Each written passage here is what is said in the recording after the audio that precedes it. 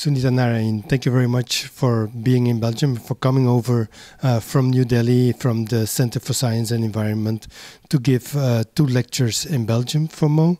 The first lecture that you're giving in Ghent is titled The Ecology of the Poor. Now, could you explain to us briefly what that ecology of the poor differentiates from the ecology as we know it? Firstly, Guy, let me take this opportunity to thank everyone for inviting me and for Mo for inviting me. I think I know that many of us working in these fields feel often that we're sort of in very difficult situations trying to convince a lot of people about what we believe in. And that's really why I'm here in Belgium, to talk about the issue about environmentalism of the poor versus the environmentalism of the rich. I mean, if you think about the environmentalism of poor as we are seeing it in India, is really about how the environment affects very poor people directly. And that increasingly we are finding that there is more and more protests as development is happening in India, the modern development that all of us want, all of us need. But as power stations are coming in, as pollution is growing, it's the poor in the country who are asking for change. And they're asking for change because they are the worst affected because of environmental degradation. And when they're asking for change, they're also asking for a new form of development. They're asking for ways in which we can actually not mine all the coal which is under the forests, where people live on the forests, where the forests also give them their livelihoods. But they're also finding that environmentalism of the poor is actually demanding a new way, a new contract, if you will, with nature.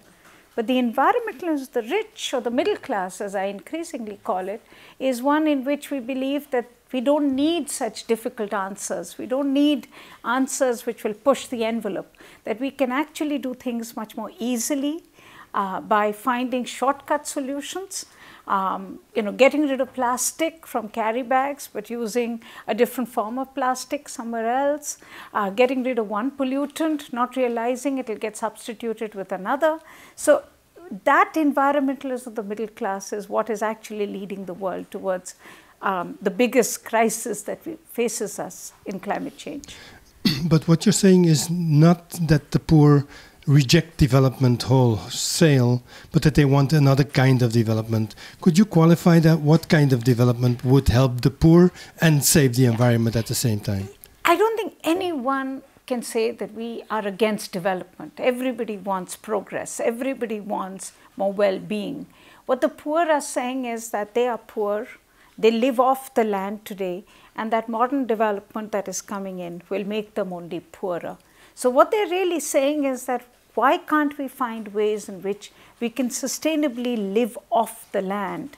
Why can't we build an employment system in which you can actually have more employment? Because one of the biggest crises which stares, I think, all countries in the face today is how will we cater to the large numbers of people who are coming into the workforce?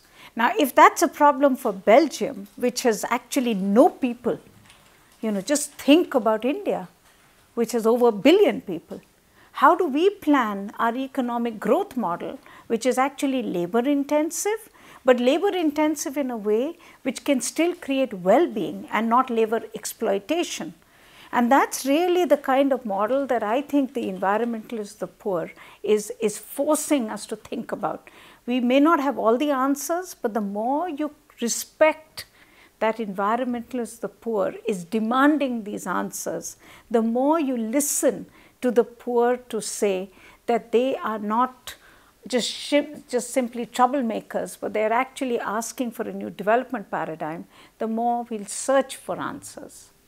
And maybe we go a little bit forward on that, because answers are very hard to come by. And very often when we hear the word environmentalism, we think of doom and of disaster and of roads that lead nowhere. Yes. Does this environmentalism of the poor hold answers, hope, perspectives that can help the world? I definitely think environmentalists, the poor, has the potential of not just changing the way a country like India will develop, whether we will be more sustainable and more equitable, more inclusive.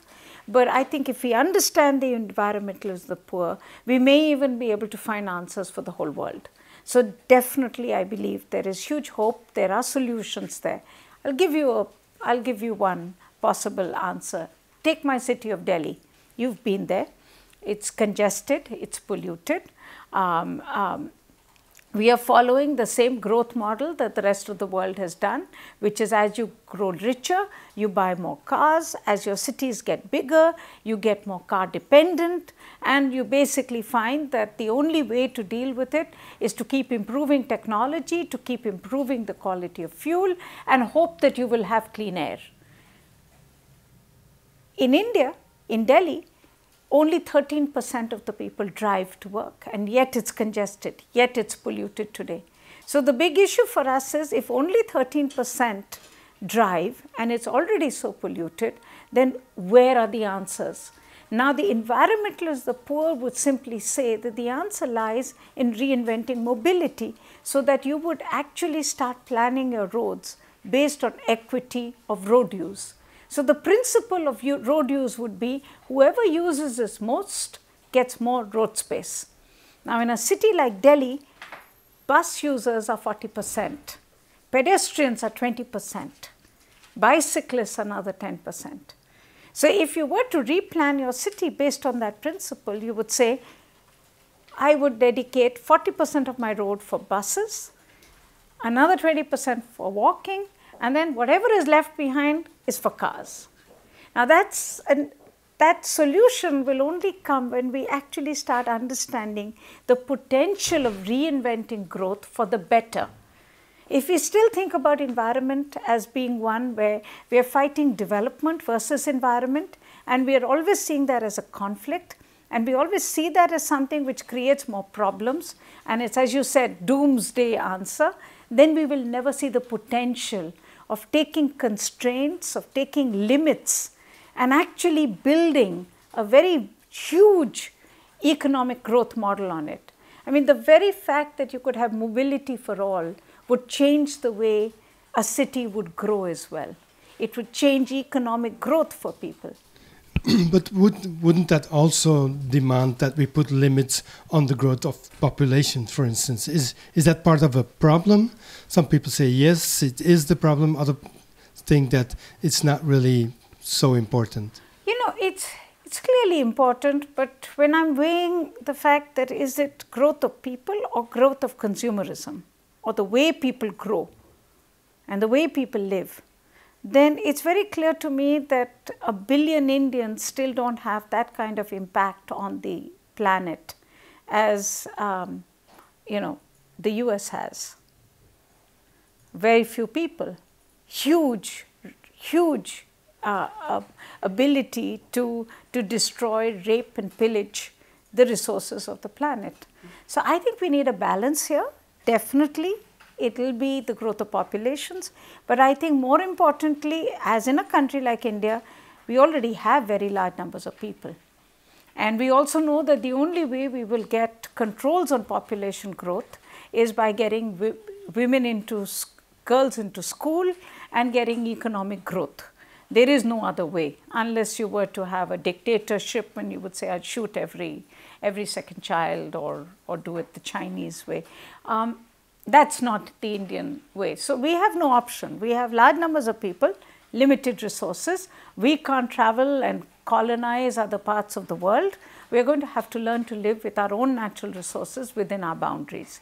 I think that's what's exciting. That's the constraint that we should optimize on. And is that also what we in the West should learn from that approach of the ecology of the poor? Or how can we profit also from those insights? I think two things. One lesson that comes out of the ecology of the poor is the need to be able to build a growth model in which we will share resources. Okay? It's very clear if you look at my example, once again, of the city of Delhi and planning on road space, you're essentially got a parallel as far as climate change is concerned. Even in climate change, we know very clearly that we have one atmospheric space. It's the equivalent of the road in Delhi. Okay? There are a certain number of how you will occupy that atmospheric space.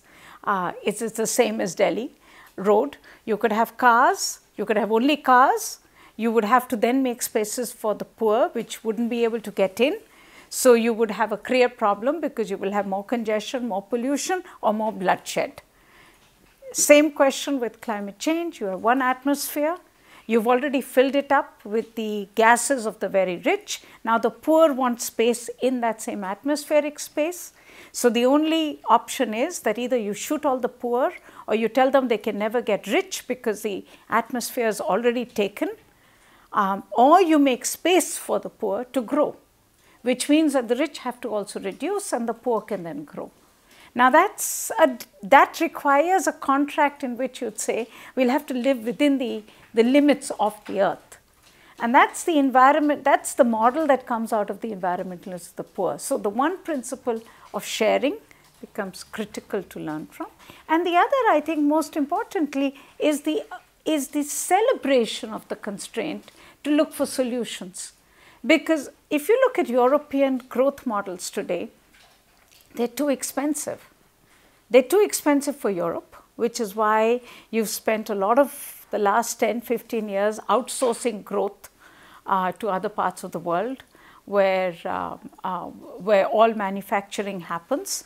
And it's creating a crisis in Europe itself. Now, if we were to rethink the growth model, and to look at it in terms of frugality, in terms of seeing how much less you can consume, how much more you can make out of it. So really the principle of building growth, not based on the more you use, but the less you use, which I still don't know how we'll do, because the entire economic growth system doesn't appreciate less, it appreciates only more. But I think that's where, hopefully, the environmentalists of the poor can still survive and we can have more voices and more noise out of it. We may be able to find ways in which it will influence growth across the world. Yeah, the second lecture is about climate talks, about multilateral approaches to ecology and all the problems surrounding that. Do you see some hope in that field? Is there any way we can move forward anymore? There's some hope, but I'm very pessimistic. I mean, if you look at it, for the last 20 years in climate talks, we've been completely stalled because of one nation and, of course, other nations who hide behind that one nation, which is the United States. The US has been completely obstructionist in making sure that there is no serious talk about how to live within limits, because and as a result of it, we've not gone anywhere. Today we have one change that is happening. Europe is now finding a lot of gas, shale gas, and because of shale gas, they will definitely reduce their carbon intensity. Now, the US also has two choices. They can become a big manufacturing nation because they are now so much cheaper than Europe in being able to produce goods. Their competitive advantage has gone up tremendously, maybe even over China. They may be able to grow more. And if they grow more, then we are doomed even further, because there will be no advantage that cheaper, cleaner gas will give the world. But if indeed they do grow differently, they use the gas to replace their coal, they use the gas to actually put a tax on gas so that people don't drive so much, they do it differently, then yes, it would put pressure on countries like India and China to be able to force them to think differently as well. And that may be an interesting time in the world if the US actually does use this interim solution of gas to think differently. But what you're seeing right now is not good news. You're already beginning to see in Europe, in the US, that the price of driving has become so cheap because the cost of fuel has actually fallen in the last 2 years, last year they're saying, to such an extent that people are just going to buy more cars, bigger cars, and drive more. So, and is there a way that Europe can make a difference in those international negotiations anymore? I think Europe has stopped being a player. And it is always amazing for me that how Europe actually led the negotiations. I think Europe is closer to understanding the need for a limited world. Europe is small enough not to have a cowboy mentality. So Europe has always had, in my view, a closer worldview to countries like India, where you understand constraints, you understand limits, you also understand the need for equity and fairness because of the limits. But it has really been shocking for us to see that in the last 5-6 years, how quickly Europe has lost leadership in the area of climate. It really happened in Copenhagen a few years ago at the climate talks, when Europe just disappeared off the scene and was so lost, I think, in dealing with Poland on one hand and the rest of Europe. And since then, the economic challenges in Europe, I think Europe today just doesn't have the ability to be able to be the leader. And what is even sadder for people like me who believe in European leadership in that sense, is that Europe is becoming more mean, becoming more confused about what it wants. It wants to play with the Americans to some extent, and yet wants to talk about equity, wants to talk about fairness. I think Europe is a mess right now. Okay, with that hopeful message, we will have to end it. Thank you very much for coming and for confronting us with the situation that Europe is in, and for giving a hopeful perspective for the rest of the world. Thank you. Thank you. Thank you, Guy.